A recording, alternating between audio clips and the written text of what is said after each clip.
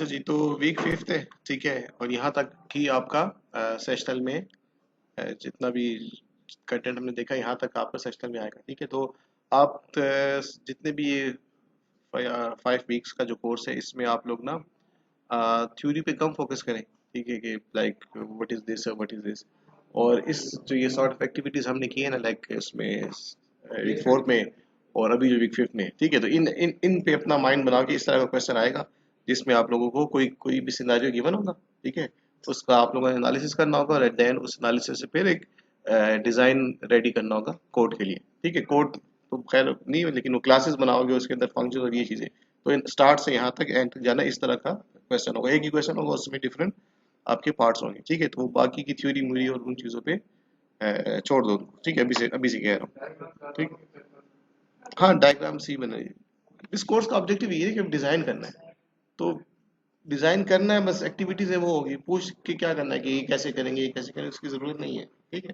तो इस पे ही आप लोग अपना फोकस करो।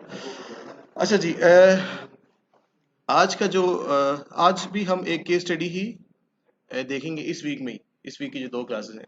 तो पहले हम एक केस स्टडी देखेंगे एटीएम की, जिसमें हम पहले रिक्वायरमेंट्स का एनालिसिस करेंगे और उसके बाद फिर हम उस एनालिसिस से फिर हम ऑब्जेक्ट ओरिएंटेड डिजाइन बनाएंगे। तो अब देखो आज का और जो नेक्स्ट क्लास होगी जो हमारा ये वीक फिफ्थ है, उसमें जो एक्टिविटीज है, ठीक है, वो यही हम सारी यूएमएल की डायग्राम को यूज करेंगे और देखेंगे कि भाई किस जगह पे कौन सी यूएमएल की डायग्राम हमें यूजफुल लगती है और हमें फायदा देती है। हर डायग्राम का कोई कोई आउटपुट मिलेगा हर डायग्राम से हमें। हम मैं किसी भी स्टेज पे या इस इन दो वीक्स में मैं किसी स्टेज पे कोई एक डायग्राम अगर आपको बता रहा हूँ तो उसका एक मकसद है और उससे कुछ आउटपुट मिल रहा है हमें, जो मुझे डिजाइन करने में हेल्पफुल है, ठीक है। पहले हम जरा एक रिक्वायरमेंट डॉक्यूमेंट देखते हैं, ठीक है। एटीएम सिस्टम की केस स्टडी है, इसको डिटेल से हम देखते हैं, ठीक है। अ, हम एज्यूम कर रहे हैं कि हमें एक रिक्वायरमेंट्स लिखी हुई किसी ने दी है, ठीक है। हमने उन रिक्वायरमेंट से डिज़ाइन करना है। डिज़ाइन कुछ ऐसा होगा कि हम जब इस वीक के एंड में पहुंचेंगे तो अब देखो रिक्वायरमेंट से हम फाइनल जब लास्ट में पहुंचेंगे तो हमारे पास कुछ इस तरीके से फाइनल डिज़ाइन होगा, अ, इस तरह से। ये सारी क्लासेस हैं, क्लासेस के अंदर क्या कहीं पे कंपोजिशन यूज हो रही है, कहीं पे कोई और वो यूज हो रहा है, ठीक है। उसको देखेंगे और फिर आपके पास इस तरह से लाइक आपको देखो क्लासेस के अंदर यहाँ पे आपके पास मेंबर्स और फंक्शंस नजर आ रहे हैं। अब ये फंक्शंस कैसे आ रहे हैं, ठीक है, ये फंक्शंस कहाँ से आ रहे हैं, किस डायग्राम के थ्रू हम ये फंक्शंस को देख सकते हैं, ठीक है। तो ये सारी चीजें भी होंगी, मतलब ये तो आपके पास क्लास ये क्या है, ये एक डिजाइन है, ये एक मॉडल है, ठीक है, जिसमें आपको क्लासेस का इंटरेक्शन पता चल रहा है। और इस क्लास के अंदर क्या होगा, उस क्लास के अंदर आपके पास डेटा मेंबर्स होंगे और फंक्शंस होंगे, ठीक है, लाइक दिस, ठीक है। आपके पास मेंबर्स भी नजर आ रहे हैं, फंक्शंस भी नजर आ रहे हैं। तो उन रिक्वायरमेंट से हमने बेसिकली ये डिजाइन बनाना है, ठीक है। ये डिजाइन एक बार आपका रेडी हो जाए ना तो फिर कोड करना इंतहाई आसान है। फिर आपको इस स्टेज के बाद जितना भी हमने एनालिसिस किया, जितना भी काम किया, जितना भी सोच लिया ना, इसके बाद मजीद सोचने की जरूरत नहीं है। बस सेम चीज आपको एक एक मैप से गिवन है, बस इसको अब हम इम्प्लीमेंट करेंगे। हाँ, थोड़ा लॉजिकली थोड़ा सा मतलब लॉजिक तो हमें देखनी होगी, ठीक है, मतलब जिस प्रोग्रामिंग लैंग्वेज में काम कर रहे हैं कुछ डिटेल्स, लेकिन यहाँ तक हमने जाना है। और पेपर में भी आपके पास इसी तरह की एक्टिविटीज होंगी, केस स्टडीज लेंगे और वहीं से आप लोग एंड तक चलेंगे। तो अब यहाँ तक पहुंचना 1 घंटे में हो जाएगा। छोटा सा सिनारियो लूंगा, इतना बड़ा नहीं। अब जैसे आपको जो असाइनमेंट में दिया है तो वो तो काफी, उसमें तो बहुत सी एक्टिविटी डायग्राम्स और बहुत सी यूज केसेस है। तो मैं कोशिश करूँगा छोटा सा सिनारियो जिसमें 5-6 क्लासेस हो जाए और थोड़े से यूज केसेस और थोड़ी सी एक्टिविटी डायग्राम, इस तरह का सिनारियो देखेंगे, ठीक है। अब देखो यहाँ तक पहुंचने के लिए और इन ये क्लासेस क्लासेस के अंदर फंक्शंस ये कैसे आएंगे, ठीक है, तो इसके लिए हम कुछ स्टेप्स को फॉलो करेंगे। उसमें यूएमएल की डायग्राम्स भी आएंगी, ठीक है। तो वहाँ वहाँ से हम पूरे उस स्टेप्स से उन पेज से गुजरेंगे तो यहाँ तक हम पहुंचेंगे। तो स्टार्ट लेते हैं हम कि हमने काम कैसे करना है, क्या हमारी अप्रोच होगी, ठीक है। तो सबसे पहले तो हम रिक्वायरमेंट्स का एनालिसिस करते हैं कि हमें रिक्वायरमेंट डॉक्यूमेंट में गिवन क्या है, ठीक है, पहले तो उसको देखते हैं। अच्छा जी, हम एज्यूम कर रहे हैं हमें किसी ने रिक्वायरमेंट लिख के दे दी है, ठीक है, अब हमने इससे डिजाइन करना है। तो सिनारियो ये है या इसमें रिक्वायरमेंट्स ये हैं कि a local bank intends to install a new ATM to allow users या बैंक जो कस्टमर्स है to perform basic financial transactions। अब आप देखो ये जो फाइनेंशियल ट्रांजेक्शन है ना, अब यहाँ पे मैं यहाँ से फंक्शनल रिक्वायरमेंट्स को आइडेंटिफाई करूंगा। मैंने ये स्टेटमेंट पढ़ी, मुझे ये बात समझ आ गई कि यार ये जो फाइनेंशियल ट्रांजैक्शन क्या है, ये फंक्शनल रिक्वायरमेंट है, ये फंक्शनैलिटी इस सिस्टम के अंदर है। क्या फंक्शनैलिटी है कि इसने फाइनेंशियल ट्रांजैक्शंस को परफॉर्म करना है।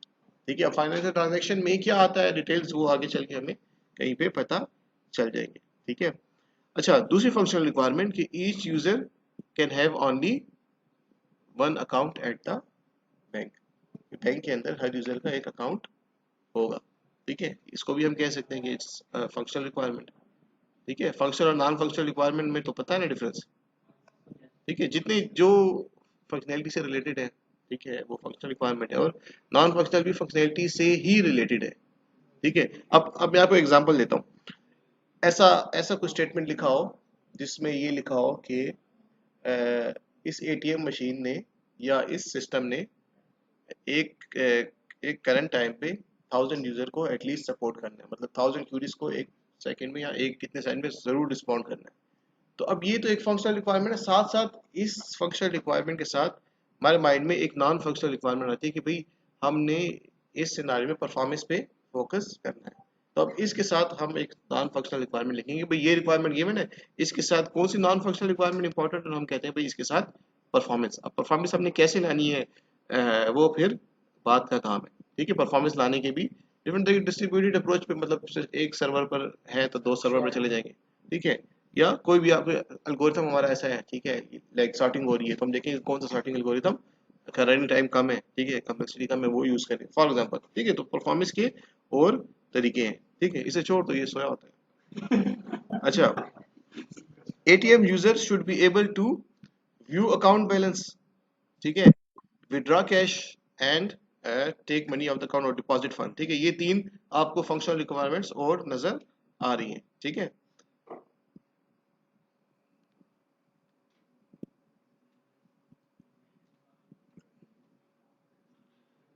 अब ये जो मैं अभी जिस तरह चीजें हाईलाइट कर रहा हूँ ना, आप भी जब वो पेपर में या कहीं भी केस स्टडी मिलेगी ना, तो आपने भी ये चीजें देखनी है कि भाई ये एक फंक्शनैलिटी है। ठीक है, उधर ही हाईलाइट कर लो, अंडरलाइन कर लो, और फिर उसके बाद या तो 5 मिनट लगते हैं, मैं तो एक्सप्लेन कर रहा हूँ ना, आपको तो एक्सप्लेन नहीं करना पड़ेगा ना, आपको बस इसको देख लो।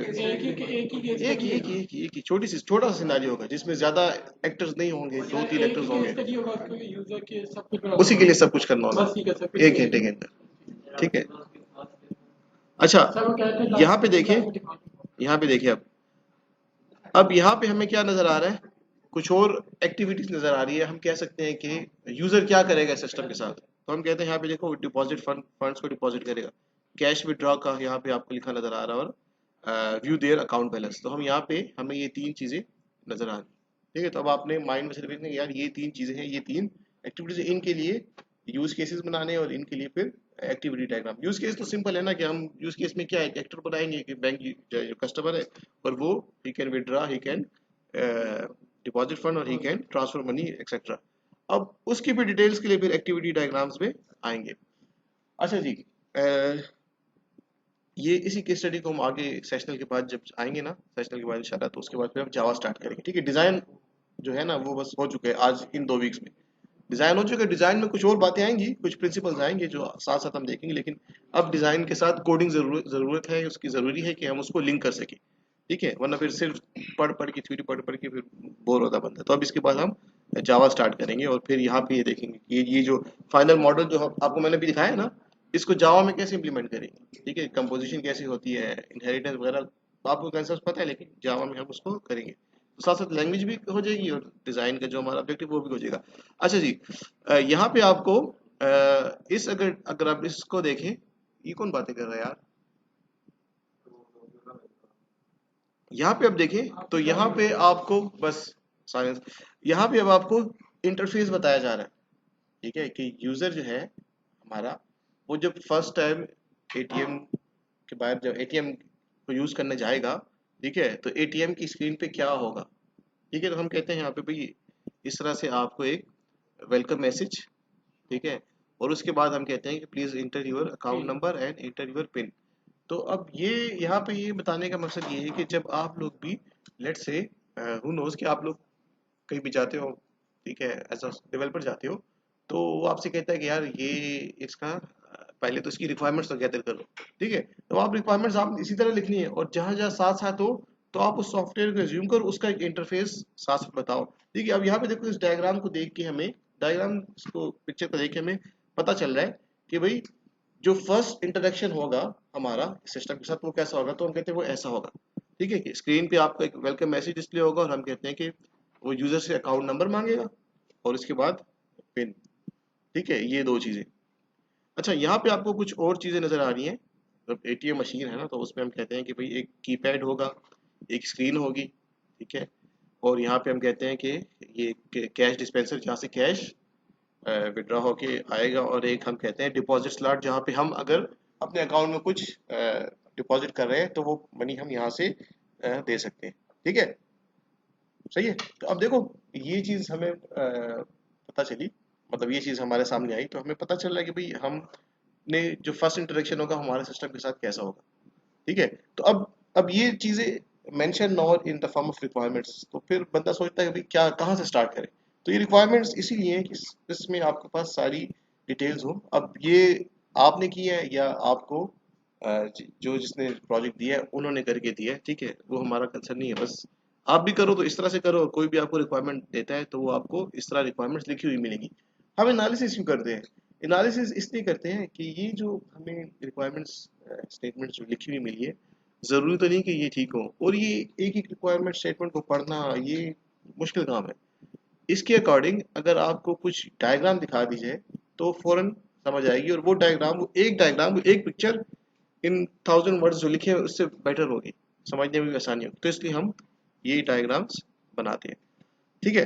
अच्छा जी, ये यहीं पे यही लिखा हुआ है। अच्छा, ये स्टेटमेंट्स में नहीं पढ़ रहा, इसमें यही लिखा हुआ है कि स्क्रीन क्या करेगी, स्क्रीन डिस्प्ले करेगी, और कीपैड क्या करेगा, और इसी तरह कैश डिस्पेंसर और ये चीज़ें।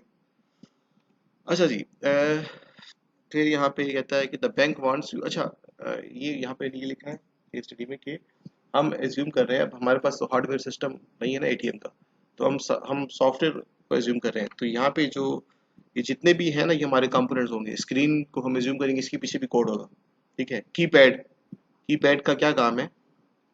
कीपैड हमारी एक क्लास होगी।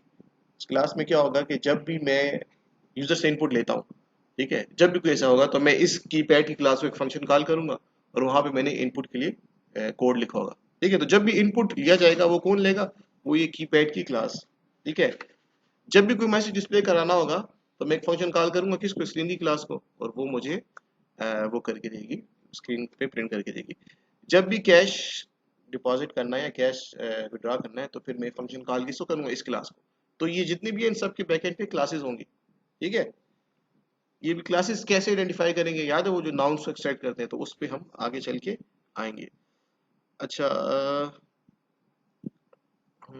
यहाँ पे, अच्छा यहाँ पे वही बस जनरल सी बातें लिखी है कि हम इसको एज्यूम करें। आगे चलते हैं मेन मेन्यू पे, ठीक है। अ, यहाँ पे काम की बात, ठीक है, बाकी थोड़ी जनरल सी। अच्छा, अभी ये तो आपको बता दिया, ठीक है, कि पहली रिक्वायरमेंट ये है या पहला जो इंटरेक्शन है हमारा सिस्टम के साथ वो तो ये होगा। अब यहाँ पे देखो ये जो रिक्वायरमेंट्स लिखी हुई हैं कि भाई इसने अकाउंट नंबर इंटर करना है और इंटर यूर पिन, ठीक है। अब इसके बारे में भी डिटेल्स लिखी हुई हैं कि भाई ये अकाउंट नंबर जो यूजर देगा तो फिर उसके बाद क्या होगा? उसने अकाउंट नंबर दे दिया तो भाई वो डेटाबेस के साथ मैच होगा। तो अब यहाँ पे हमें एक चीज़ और पता चल गई कि भाई यहाँ पे भाई हमारे बैक एंड पे एक डेटाबेस होगा। किसका डेटाबेस होगा? यूजर के अकाउंट्स का, जिसमें उनकी सारी इंफॉर्मेशन होती है, अकाउंट नंबर और जो भी एक्स वाई जेड, ठीक है। और इसी तरह फिर हम कहते हैं कि यहाँ पे पिन इंफॉर्मेशन, ठीक है। जब यूजर ने अकाउंट नंबर एंटर किया वो डेटाबेस एक फंक्शन कॉल होगी, डेटाबेस से चेक होके आएगा कि भाई हाँ अकाउंट नंबर ठीक है, फिर वो पिन एंटर करेगा, वो भी साथ में चेक होके आएगा। हमारी केस में हम जब डेटाबेस तो हम एंड में करेंगे, लेकिन जब इसके लिए कोड करेंगे तो हम डेटाबेस के लिए भी एक क्लास बना लेंगे कि भाई ये हमारी क्लास है, ये रिप्रेजेंट करिए डेटाबेस को, ठीक है। तो उसमें आप 2 डायमेंशनल अरे या 1 डायमेंशनल अरे बना लेंगे ऑब्जेक्ट्स की, ठीक है, या अरे बना के कुछ उसमें स्टोर कर लेंगे, और जब भी उसको कॉल करेंगे वो अरे से हमें कुछ उठा के वैल्यू दे देगा। तो इस तरह हम उसे डेटाबेस एज्यूम कर लेंगे, ठीक है। अच्छा, यहाँ पे अब आपको कुछ और रिक्वायरमेंट्स गिवन है कि हम कहते हैं कि the user इंटर्स 5 digit account number. तो इससे ये पता चल रहा है कि यूजर जो अकाउंट नंबर इंटर करेगा that will be consist of 5 numbers. और इसी तरह फिर अकाउंट नंबर के बाद जो अकाउंट नंबर मैच होके आ जाएगा और उसके बाद फिर वो पिन भी हम कह रहे हैं कि लेट से 5 डिजिट। अच्छा, ये प्रोसेस हो गया, ठीक है। इसके बाद क्या होगा, मतलब यूजर ऑथेंटिकेशन हो गई, ठीक है, मतलब अकाउंट नंबर भी ठीक है और पिन भी उसने करेक्ट एंटर किया, यूजर ऑथेंटिकेशन होगी। उसके बाद हम कहते हैं कि हम आ जाएंगे इस पर मेन मेन्यू पे। मेन मेन्यू कैसा होगा, तो हम कहते हैं कि हाँ, मेन मेन्यू पे जब आएंगे ऑथेंटिकेशन के बाद, तो अब देखो रिक्वायरमेंट नंबर 1, आप प्रोग्रामिंग पॉइंट ऑफ व्यू से भी सोचो, कोडिंग के पॉइंट ऑफ व्यू से, तो सबसे पहली जो रिक्वायरमेंट हमने इम्प्लीमेंट करनी है, जिसको कोड करना है, ठीक है, वो हम कहेंगे ये ऑथेंटिकेशन। ऑथेंटिकेशन हो गई, यूजर सक्सेसफुली वो ऑथेंटिकेट हो गया, उसके बाद ये मेन्यू अपेयर होगा, ठीक है। इस मेन्यू में क्या है, इस मेन्यू में आपके पास ये 3 ऑप्शन होंगे कि भाई एटीएम के पास है तब क्या करना है, ठीक है, इधर बैलेंस देखना है, ठीक है, कैश विड्रॉ करना है या फंड्स को डिपॉजिट करना है, या 4 ऑप्शन एग्जिट कुछ नहीं करना, एक्सेट्रा, ठीक है। और नीचे यहाँ पे आप देखो इंटर अ चॉइस। अच्छा, ये रिक्वायरमेंट केस स्टडी बहुत छोटी है ना, तो इसकी रिक्वायरमेंट्स बहुत डिटेल्स है, हर चीज आपको लिखी हुई नजर आ रही है। नॉर्मली आपको हर चीज लिखी हुई नहीं मिलती, हम बड़ा थोड़ी से लिखते हैं कि भाई इसमें ये होगा ये होगा, फिर उसको मॉडल करने के लिए फिर हम ये डायग्राम्स बनाते हैं, ठीक है। हर चीज लिखना एक वो होता है, बस जनरल चीज रिक्वायरमेंट की भाई ये होना चाहिए ये होना चाहिए, डिटेल्स के लिए फिर हम वो करते हैं। अच्छा जी, अब यहाँ पे देखो सिंपल एलसीफ लगा लें या स्विच लगा लें, ठीक है, तो इसके लिए हमें पता है कि भाई ये एक क्लास होगी और उसके बैकएंड में हम ये इस तरह से कोड करेंगे। तो ये अब देखो, अब जब आपके पास इस तरह से रिक्वायरमेंट्स लिखी होंगी और उसके बाद जब डिजाइन पड़ा होगा, तो बस जस्ट मैं डिजाइन को देखूंगा, अच्छा ये करना है, बस कोड करूंगा, तो काम आपका यूं होगा चुटकियों में, ठीक है। कैसे, क्योंकि रोड मैप हमारे पास है, डिजाइन हमारे पास है, बस जस्ट अब कोड करना है, सोचना है ही नहीं। जो सोचने का काम था ना, वो अभी हम एनालिसिस और डिजाइन में कर रहे हैं, ठीक है। अच्छा, यहाँ पे, अच्छा ये तो कोई चीज, ठीक है। ऑथेंटिकेशन के बाद ये मेन्यू आएगा, इस मेन्यू की डिटेल्स पे यहाँ पे आपको लिखी हुई है। लेट्स से यूजर कोई एक चॉइस तो एंटर करेगा ना, 1 2 3। लेट्स से कि यूजर ने एंटर किया 2, विड्रॉ कैश, ठीक है। तो उसके बाद क्या होगा, तो उसके बाद हम कहते हैं कि अगर उसने विड्रॉ का ऑप्शन सेलेक्ट किया, तो उसके बाद फिर ये मेन्यू आएगा, फिर उस मेन्यू के बारे में इंटरफेस ऐसा होगा और उसके बारे में फिर यहाँ पे आपको डिटेल्स लिखी हुई है, ठीक है, जो स्क्रीन पे आपको दिख भी नहीं है कि कुछ हम उसको ऑप्शन देंगे।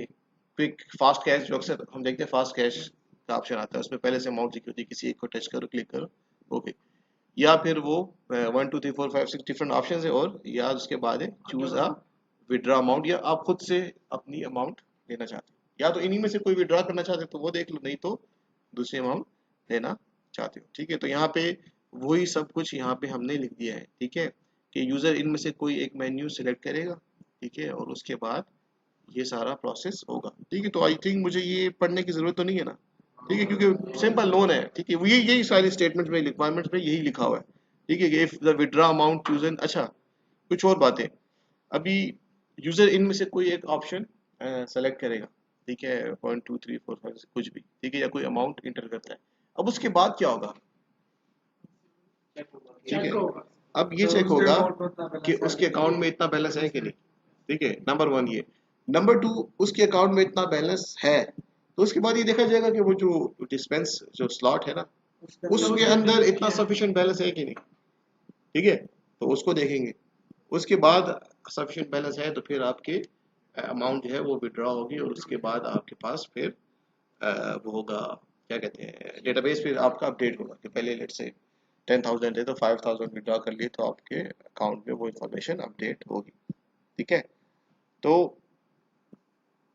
अच्छा जी, अ, फिर अच्छा वही बात लिखी, the cash dispenser contains enough cash, और वही जो मैं जो आपको बोल दिया ना, वो सारा यहाँ पे स्टेप्स में लिखा हुआ है, ठीक है। मैंने कहा ना ये केस स्टडी बहुत छोटी है ना, तो इसलिए आपको इतनी डिटेल से सब कुछ लिखा हुआ मिल रहा है। नॉर्मली इतनी ज़्यादा डिटेल से आपको शायद ना मिले, ठीक है। अब आप वो जो असाइनमेंट आपको दिए, तो उस केस स्टडी को देखो, तो वो लिखा हुआ तो काफ़ी कुछ है, लेकिन वो प्रोसेस कैसे होंगे वो नहीं लिखा हुआ, बस आपको ये लिखा हुआ है कि पेशेंट जो है वो करेगा, जो है ऑनलाइन अपॉइंटमेंट करेगा, कैसे करेगा वो अब आपका काम है, ठीक है।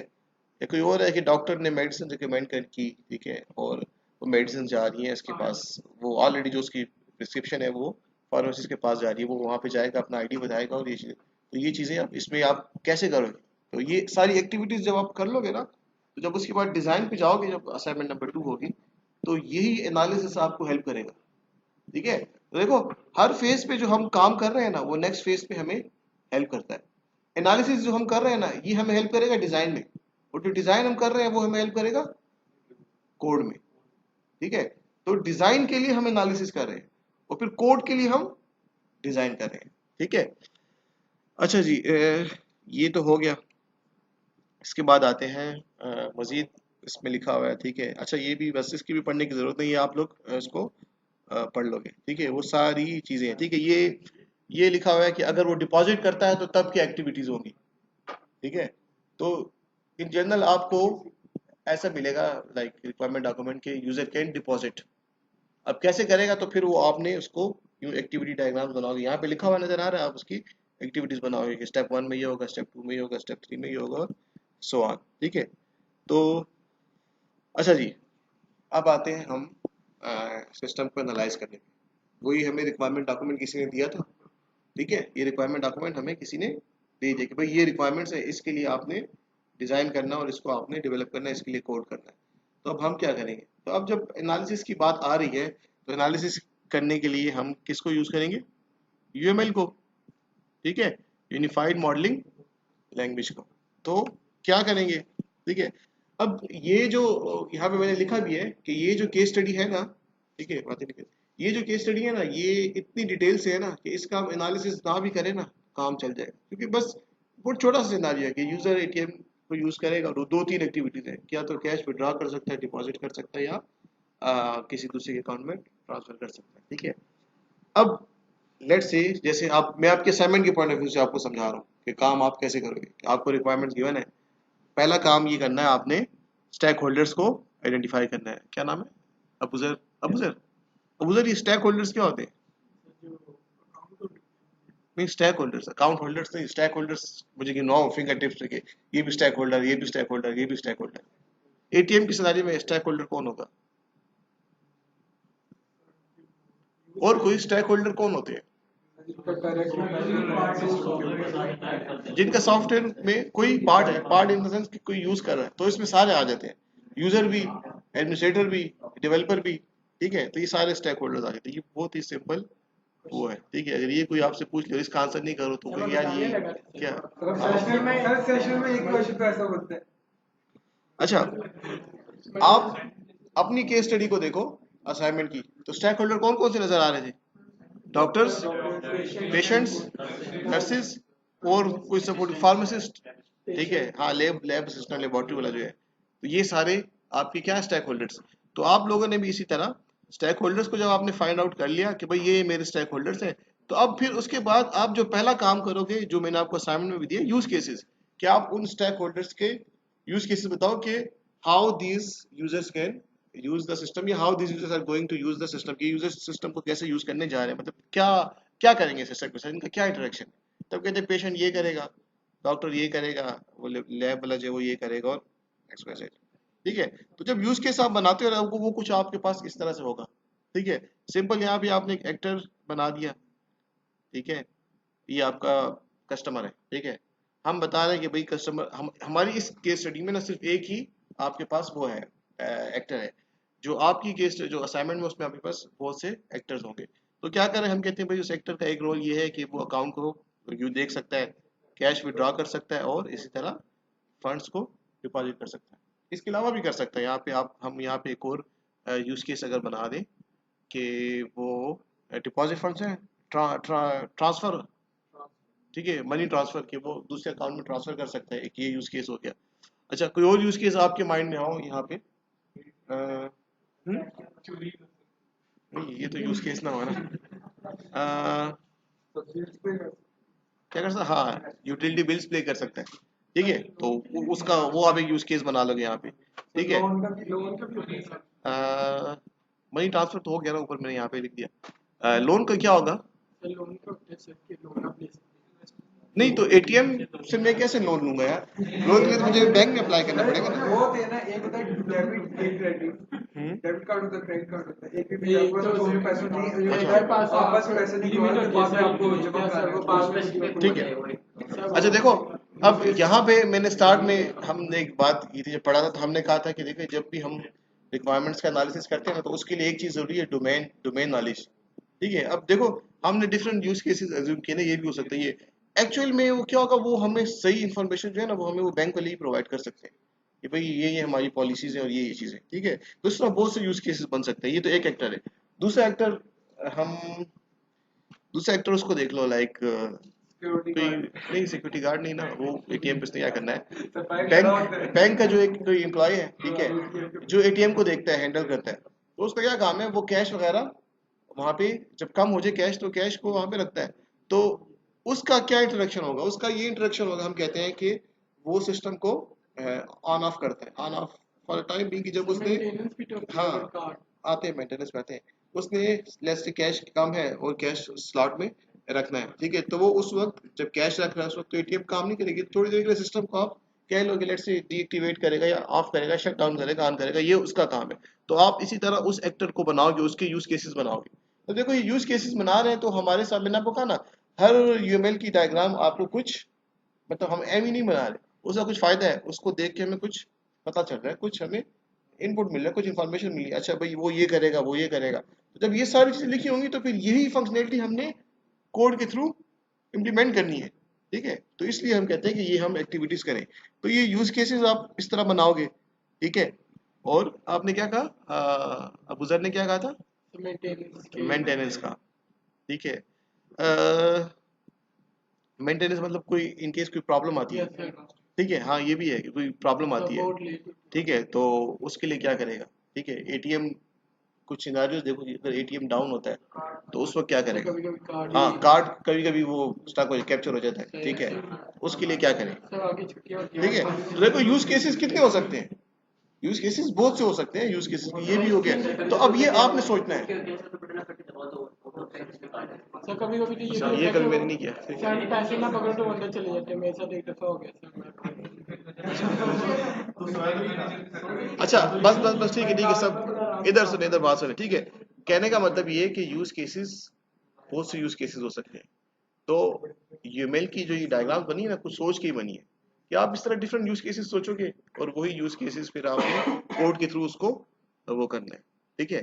तो यूज केसेस आपने बना लिए। अब यूज केसेस में इतनी ज्यादा डिटेल्स नहीं है। ये हम कहते हैं ना कि विड्रॉ करेगा, कैसे करेगा विड्रॉ, ये अकाउंट, ये जो हम कहते हैं फंड डिपॉजिट करेगा, कैसे करेगा, इसके पीछे की क्या एक्टिविटी है, इसके पीछे का प्रोसेस क्या है। तो फिर इसके बाद हम जाते हैं एक्टिविटी डायग्राम की तरफ, कि अब जितने भी यूज केसेस बनाए हैं ना, उनके लिए एक्टिविटीज देखो कि वो एक्चुअल प्रोसेस क्या होगा, क्या स्टेप्स होंगे। तो हम कहते हैं स्टेप नंबर 1 में वो आएगा, उसका पिन साइन वेरीफाई अप होगा, रहेगा स्टेप नंबर 2 में वो अपना अमाउंट देगा, स्टेप नंबर 3 में ये होगा कि उसका अमाउंट जो है, जो उसने इंटर किया है, वो उसके अकाउंट में उतना सफिशिएंट अमाउंट है कि नहीं।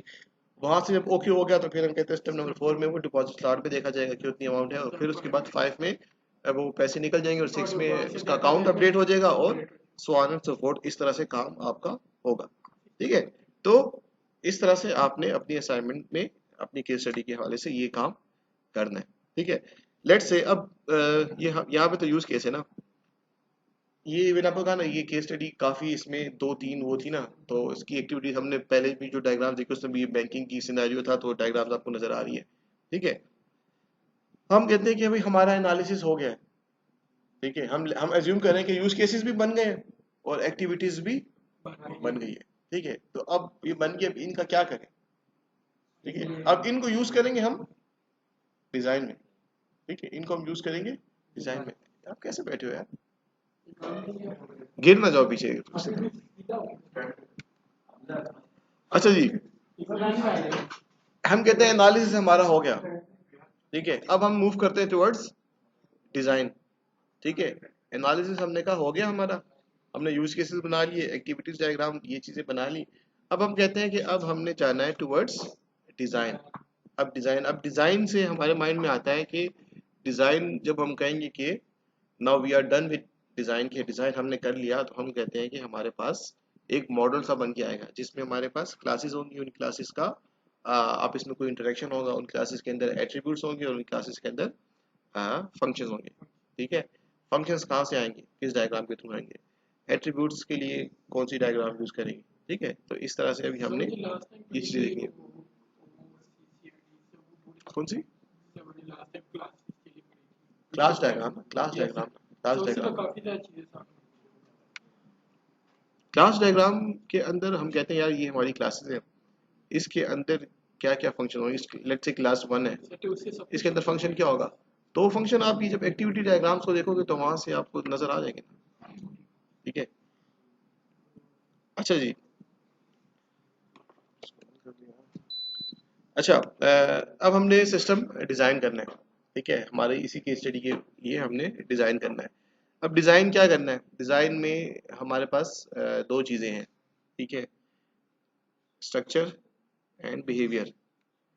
तो अब अगर आप क्लासेस को देखो, क्लासेस को, तो क्लासेस, सिर्फ क्लासेस की मैं बात करूँ, क्लास 1 2 3 4 और इनका इसमें direction, that is called structure. ठीक है, बिहेवियर क्या है, एक क्लास का फंक्शन 1 दूसरी क्लास के फंक्शन 1 को या फंक्शन 2 को क्या मैसेज पास कर रहा है, क्या कम्युनिकेशन हो रही है, दैट इज बिहेवियर। ठीक है, तो अब स्ट्रक्चर एंड बिहेवियर ये दोनों चीजें हमने बतानी है, स्ट्रक्चर एंड बिहेवियर। ठीक है, स्ट्रक्चर से मतलब ये है मेरा, जैसे हम कहते हैं कंपोजिशन, कि ये कौन सी क्लास के जो ऑब्जेक्ट है ये किस और क्लास के ऑब्जेक्ट से मिलके बने हैं, ये स्ट्रक्चर हो गया। ठीक है, हम कहते हैं भाई क्लास 1 जो है ये क्लास 2 और 3 से मिलके बनी है, क्लास 3 जो है क्लास 1 2 से मिलके बनी है। ठीक है, ये हो गई कंपोजिशन। और इसके बाद हम आते हैं टुवर्ड्स, ये स्ट्रक्चर हो गया, अब आते हैं बिहेवियर की तरफ। अब बिहेवियर में हमने ये देखना है कि भाई बिहेवियर से क्या मतलब, सॉफ्टवेयर की बिहेवियर से क्या मतलब, कोई एक्टिविटीज हो रही है और उसके बाद सॉफ्टवेयर के एक्शंस में चेंज आ रहा है। ठीक है, लेट्स से पहले मैं विड्रॉ करने के लिए मैंने अमाउंट एंटर किया। ठीक है, अमाउंट एंटर करने के बाद मैंने उसके बाद वो दूसरा प्रोसेस हुआ, उसने चेक किया। ठीक है, कि अकाउंट बैलेंस है, तो अब ये क्या, ये बिहेवियर सिस्टम का, सिस्टम इस तरीके से काम करेगा। स्ट्रक्चर से तो ये पता चल रहा है कि भाई ये क्लासेस है, ये क्लास इससे मिलके बनी है, क्लास इससे मिलके बनी है।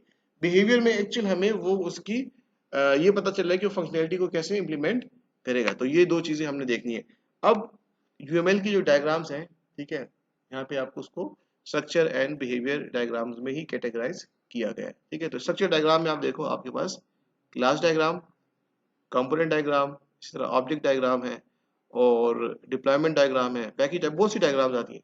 ठीक है, हर डायग्राम आप किसी न किसी स्टेज पे, हर डायग्राम से बहुत सी हमने देख भी ली है।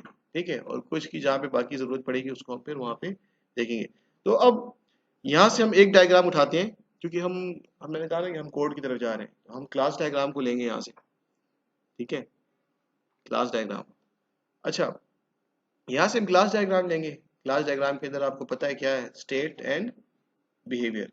ठीक है, अब वो स्टेट जो हम जिस स्टेट की हमने बात की, कि ये जो वेरिएबल्स हैं इसकी स्टेट चेंज होती है, कब होती है, किस इवेंट की बेस पे, तो वो उसका बिहेवियर है। तो उसके लिए हम यहाँ पे आएंगे स्टेट मशीन डायग्राम पे, कहाँ पे गई ये। ठीक है, वो फंक्शंस हैं, वो फंक्शंस आप इसमें क्या कम्युनिकेट करें, क्या मैसेज पास करें, आप जिसका क्या इंटरेक्शन है, तो वहां पे हम उसके लिए ये डायग्राम यूज करते हैं, सीक्वेंस डायग्राम। ठीक है, एक्टिविटी डायग्राम और यूज केस डायग्राम ये आप लोग ऑलरेडी कर चुके होंगे एनालिसिस में। ठीक है, एनालिसिस में हमने कौन सी डायग्राम यूज की है, एक्टिविटी, यूज केस और स्ट्रीमलाइन, ये तीन डायग्राम। ठीक है, अब इन तीन डायग्राम्स के अंदर स्पेसिफिकली ये यूज इसमें एक्टिविटी और स्ट्रीमलाइन में, इसमें हमें वो एक्टिविटीज जो नजर आ रही है, ठीक है, उनको हम यूज करेंगे हमारी क्लास के अंदर। क्लास के अंदर मुझे एक्टिविटीज नजर आ रही, बेसिकली वो हमारे, हम कहेंगे भाई ये काम हो रहा है, तो उसके लिए हम अपनी क्लास में फंक्शन को यूज करेंगे। ठीक है, मुझे एक एक्टिविटी लेट से नजर आ रही है कि कैश विड्रॉ के लिए हम कह रहे हैं कैश विड्रॉ कैसे होगा, तो हम कहते हैं भाई पहले वो पिन एंटर करेगा। ठीक है, पिन एंटर करने के बाद वो अमाउंट एंटर करेगा। तो अब ये इसको देखो, अमाउंट एंटर करने का, तो हम देखेंगे कि जो हमारी विड्रॉ की कैश, ये जो विड्रॉ की जो क्लास होगी उसके अंदर एक वेरिएबल होगा अमाउंट, जिसमें यूजर जो अमाउंट देगा वो वहां पे उसकी वैल्यू स्टोर होगी। फिर हमने कहा कि अमाउंट इंटर करने के बाद वो जो अमाउंट एंटर की वो जाएगा किसके पास, डेटाबेस के पास। ठीक है, और डेटाबेस क्या करेगा, चेक करके देगा, वैलिडेशन करेगा। तो अब इस एक्टिविटी से हमें क्या पता चला कि यार ये एक्टिविटी जो बनाई है, तो अब जो डेटाबेस की जो हमारी क्लास होगी, जो डेटाबेस है, ठीक है, उसके अंदर एक फंक्शन होगा किसका, वैलिडेशन का। ये जब भी उसको कॉल करेगा वो उसको वैलिडेट करके दे देगा क्या, उसकी बैलेंस। समझ आ रही है? तो अभी ये डायग्राम आप लोगों को अभी पता भी चलेगी, ठीक है। अच्छा जी, तो यूएमएल की ये डायग्राम्स हमने यूज केस भी देखी है, क्लास डायग्राम भी देखी है, अभी अभी हम उसको डिटेल से भी देखेंगे। State machine diagram, state machine diagram किस लिए यूज होती है, ऑब्जेक्ट्स ऑब्जेक्ट्स के स्टेट्स बताने के लिए। स्टेट्स से क्या मतलब उसका, स्टेट जब चेंज हो रही है तो जैसे कहाँ पे चेंज आएगा, जो उसकी वेरिएबल्स होती हैं, उसके जो वेरिएबल्स, बिहेवियर की भी बात नहीं करें। स्टेट मींस वो ऑब्जेक्ट की स्टेट क्या है, ऑब्जेक्ट के जो लेट से जो उसके एट्रीब्यूट्स हैं, उसकी जो वेरिएबल्स हैं, तो उसमें भी तो चेंज आता है ना, ठीक है। तो वहाँ पे हमने एक डायग्राम वहाँ पे पता नहीं कौन सी देखी थी, मुझे याद नहीं, लेकिन मैं आपको बताता हूँ। जब फर्स्ट टाइम यूजर का जो इंटरेक्शन होगा उस सिस्टम के साथ, ठीक है, एटीएम सिस्टम के साथ, तो हम कहते हैं वहाँ पे वेलकम मैसेज, उनमें फॉर द फर्स्ट टाइम वो इंटर करूंगा, अपना पासवर्ड या पिन इंटर करूंगा। अब पिन इंटर करने से पहले जो यूजर की स्टेट है वो हम कह सकते हैं कि अभी अथेंटिकेटेड नहीं है, तो बुलियन उसकी डेटा टाइप रख देंगे और वैल्यू फॉल्स रख देंगे। जब उसने पिन इंटर किया और वो पिन डेटाबेस से मैच होके आई कि हाँ ये पिन है, तब वो क्या हो गया, वो जो फॉल्स की वैल्यू क्या हो जाएगी, ट्रू। तो ये स्टेट्स है। तो स्टेट मशीन डायग्राम का मकसद ये है कि आप अपनी क्लासेस के अंदर जो एट्रीब्यूट्स है ना, उनकी स्टेट्स को देखो कि ये इनकी वैल्यूज कब चेंज होगी, किस इवेंट की बेस पे चेंज होगी। तो हम कहते हैं ये वो इवेंट्स है जिसकी बेस पे हमारी वैल्यूज चेंज होगी। तो स्टिल हमारे सामने क्या आ रही है, रिक्वायरमेंट्स सामने आ रही है ना, हमारे सामने रिक्वायरमेंट सामने आ रही है ना, कि देखो यार ये एक कंडीशन है जिसकी बेस पे इस वेरिएबल की वैल्यू चेंज होगी। तो ये सारा काम हम इसलिए कर रहे हैं कि जब हम कोड करने के लिए बैठे ना, तो उस वक्त हमारे माइंड में जो क्वेश्चन आए ना, तो हमें अपना माइंड नहीं यूज करना है। उस वक्त हमने क्या करना है, इन डायग्राम्स को देख लेना है। बात समझ आ रही है? हम ये इसलिए कर रहे हैं कि अब मैं कोड कर रहा हूँ कि ये क्लास बना रहा हूँ, क्लास 1, इसके अंदर कौन से एट्रीब्यूट्स होंगे, कौन से फंक्शन होंगे, तो मैं इन ये जो रिक्वायरमेंट है इसको देख लूंगा और ये एक्टिविटी डायग्राम को देख लूंगा, तो मुझे मेरे फंक्शंस पता चलेंगे। अच्छा इसमें ये फंक्शन होगा, इसमें ये फंक्शन होगा। अच्छा इस क्लास के अंदर जो ये वेरिएबल्स हैं मेरे पास, ये कब इनकी वैल्यू चेंज हो सकती है, नहीं सोचने की जरूरत, स्टेट मशीन डायग्राम बनाई है, उसको देख लो। बात समझ आ रही है? तो ये जो इतना हम जो टाइम जो यहाँ पे स्पेंड करें, इसीलिए करें कि जब when it comes to code की, जब कोड की बारी आए तो उस वक्त हमें खुद से इतना ज्यादा सोचने की जरूरत ना पड़े, बस इन डिजाइन जो डायग्राम इनको देखें, इनसे इन्फो लें और वहां पे हम इसको यूज करें। ठीक है, टाइम क्या है, 4:30। ठीक है, चलिए थोड़ा सा उसको देखते हैं और फिर उसके बाद थोड़ा सा करते हैं 4:40 तक। अच्छा, ये दो डायग्राम, सीक्वेंस डायग्राम हमने देखी थी ना, किस लिए यूज होती थी, ऑब्जेक्ट्स की इंटरेक्शन के लिए। अब देखो, अब हमने ये कहा, मैंने आपसे कहा अभी यहाँ पे कि ये जो हमारी क्लास के अंदर जो बिहेवियर फंक्शंस हैं वो हम एक्टिविटी डायग्राम को देखेंगे, और उससे मैंने भी आपको एग्जांपल दी डेटाबेस की, भाई ये फंक्शन होगा, ये फंक्शन होगा, ये फंक्शन होगा। तो हर क्लास के अंदर मुझे मेरे फंक्शंस पता चल गए। अभी सीक्वेंस डायग्राम हमें क्या बताएगी, सीक्वेंस डायग्राम हमें ये बताएगी कि कौन सी क्लास का फंक्शन कौन सी क्लास के फंक्शन को कॉल कर रहा है। ऑब्जेक्ट इंटरेक्शन की बात कर रहे हैं ना, हमने कहा कि फंक्शन 1 फंक्शन 2 को कॉल कर रहा है, क्या कॉल कर रहा है, वहां से क्या रिस्पॉन्स आएगा। बात समझ आ गई? तो अब जब आप क्लासेस बना रहे हो, आपने फंक्शन लिख दिया, अब उसके बाद फिर क्वेश्चन आता है कि वो फंक्शन आप इसमें क्या कम्युनिकेट करें, तो फिर हम अपनी सीक्वेंस डायग्राम को देखेंगे, फिर वहां से हमें इन्फो मिलेगी। बात समझ आ रही है कि जो काम भी करेंगे ना, जो भी कोडिंग के वक्त जो भी आपके माइंड में क्वेश्चन आएगा ना, उसका आंसर आपको ये डायग्राम्स दे देंगी। समझ आ गई? तो इसलिए हम ये काम कर रहे हैं। अच्छा जी, अब आते हैं एक्चुअल हमारे प्रोसेस पे, कि सबसे पहले जो स्टेप नंबर 1 है वो हमारा क्या होता है, डिजाइन में। ठीक है, ये आपको लास्ट टाइम वीक 4 में भी जो केस स्टडी देखी थी ना, उसमें भी हमने स्टेप 1 में क्या किया था कि we have to identify classes in और जो भी रिक्वायरमेंट्स लिखी हुई है उससे हमने क्लासेस को आइडेंटिफाई करना है। तो क्लासेस कैसे आइडेंटिफाई करते हैं, नाउन्स हम देखेंगे, हम जितने भी नाउन्स है ना उसको हम देखेंगे। ठीक है, अब आप देखो ये जो बैंकिंग की जो केस स्टडी जो आपको स्पेसिफिकेशन लिखी हुई थी, रिक्वायरमेंट्स लिखी हुई थी, ठीक है, यहाँ पे आपको डिफरेंट नाउन्स नजर आएंगे। ठीक है, डिफरेंट आपको नजर आएंगे। अब वो सारी तो हमारी क्लासेस नहीं हो सकती ना, वो सारी तो हमारी क्लासेस नहीं हो सकती ना। उसमें आप देखो, अब यहाँ पे ये जो जैसे पिन है, ठीक है, कॉमन सेंस। अब ये पिन जो है ये कोई क्लास तो नहीं हो सकती ना, ये क्या होगा,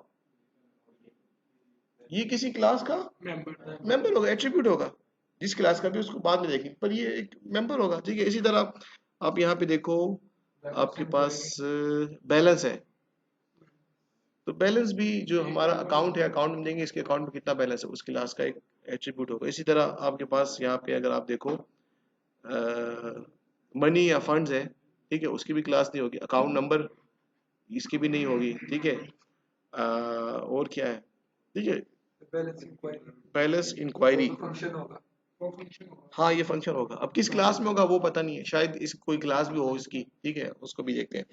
अच्छा, इसमें चेंज भी आ सकता है, जब हम कोडिंग के लिए जाएंगे तो इसमें हम चेंज, अभी के लिए आप देखो, ये हमने फाइनल सेट ऑफ क्लासेस हमने फाइनल की कि भाई ये क्लासेस होंगी हमारी।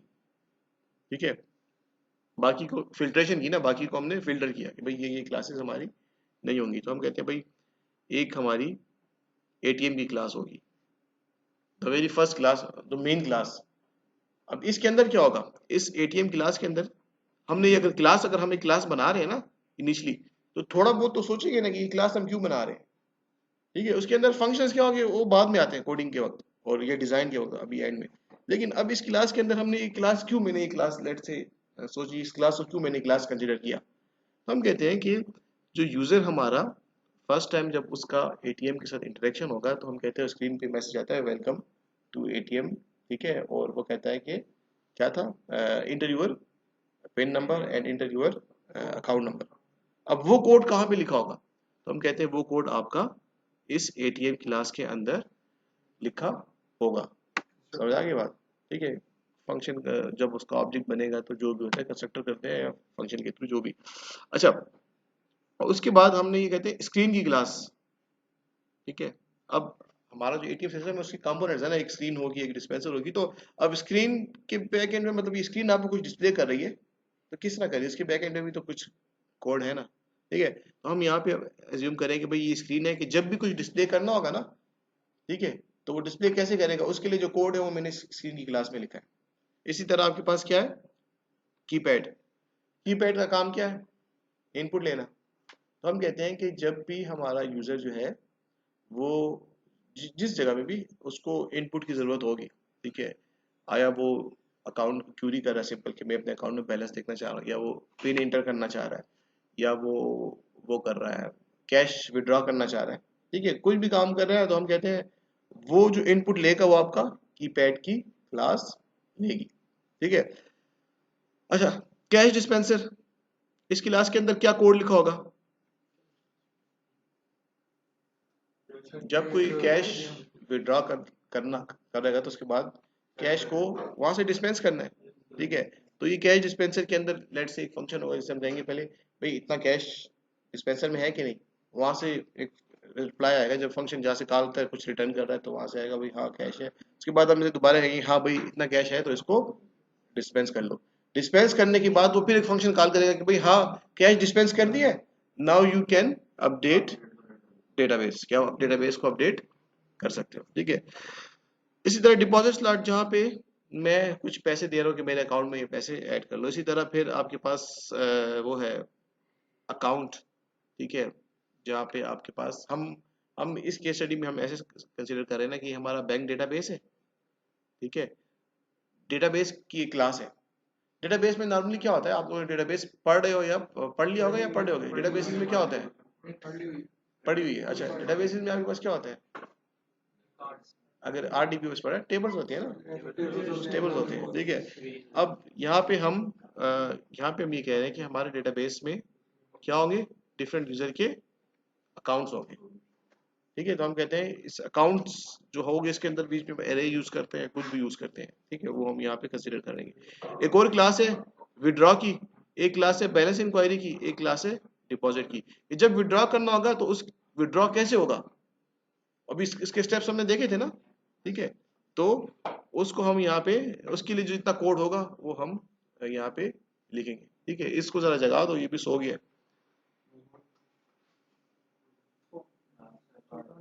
वेट फॉर आप लोग को क्या होगा, आप लोग लगता है कि सुबह से मतलब कोई कंसेक्टिव कोई 10-12 क्लासेस ले रहे हो? सुबह 8 बजे ये ले ली सर। 8 बजे से। अच्छा, चले अल्लाह खैर करेगा। अच्छा, ये हमारी क्लासेस फाइनलाइज हो गई, ठीक है, ये हमारी क्लासेस ओके हो गई, बस यहाँ पे स्टॉप करते हैं बस, ठीक है। ये फाइनल इस तरह से है कि जब हम आगे चलेंगे ना साथ साथ जो जो आगे चलते जाएंगे इसी में, ठीक है, इसी को लेके आगे चलेंगे, शायद कोई एक क्लास और हो जाए, ठीक है, लेकिन अभी तक के लिए यही नजर आ रही है कि भाई ये क्लासेस है हमारे पास है और ठीक क्लासेस है, इसमें कोई ऐसा कोई इशू नहीं है, ठीक है। यहाँ तक क्लियर है।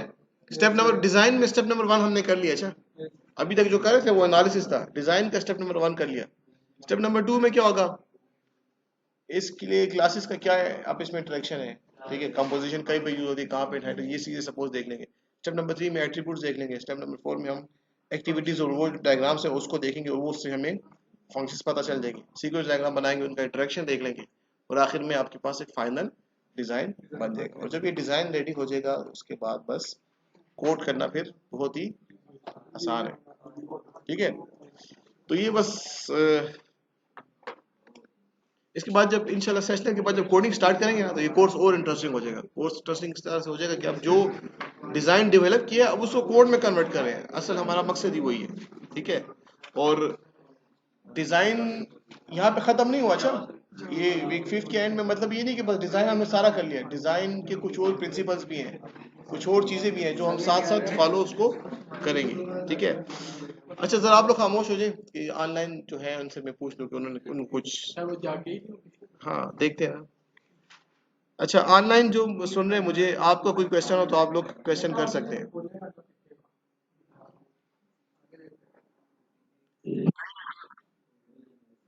अच्छा, ये अल्लाह रखा, आपने जो असाइनमेंट, अगर आप मुझे सुन रहे हैं तो जो आपने असाइनमेंट मुझे शेयर की थी तो आपने कहा था कि इसको देख लें, तो उसमें मैं आपको आपकी वो बता देता हूँ कि मैंने सारी असाइनमेंट नहीं देखी लेकिन वो एक्टिविटी डायग्राम मैंने देखी थी, तो उसमें तो डिसीजंस थी ही नहीं, आपने जस्ट एक्टिविटीज ही बनाई है और वो मुझे ठीक भी नहीं लग रही थी। तो आप उसमें डिसीजंस को तो देखें ना कि अगर प्रोसेस 1 में कुछ हो रहा है तो उस पे 2 कंडीशन है, अगर वो कंडीशन ट्रू होती है तो यहाँ पे ये एक्टिविटी होगी, नहीं है तो ये एक्टिविटी होगी, तो वो जरा डिसीजंस को आप देख लें, ठीक है, डिसीजंस को उसमें ऐड कर लें, बाकी फिर बाद में देखेंगे। अच्छा, जो ऑनलाइन जो लोग हैं, आपका कोई क्वेश्चन हो तो आप लोग कर सकते हैं, ठीक है, मैं फिर अटेंडेंस वो कर लेता हूँ।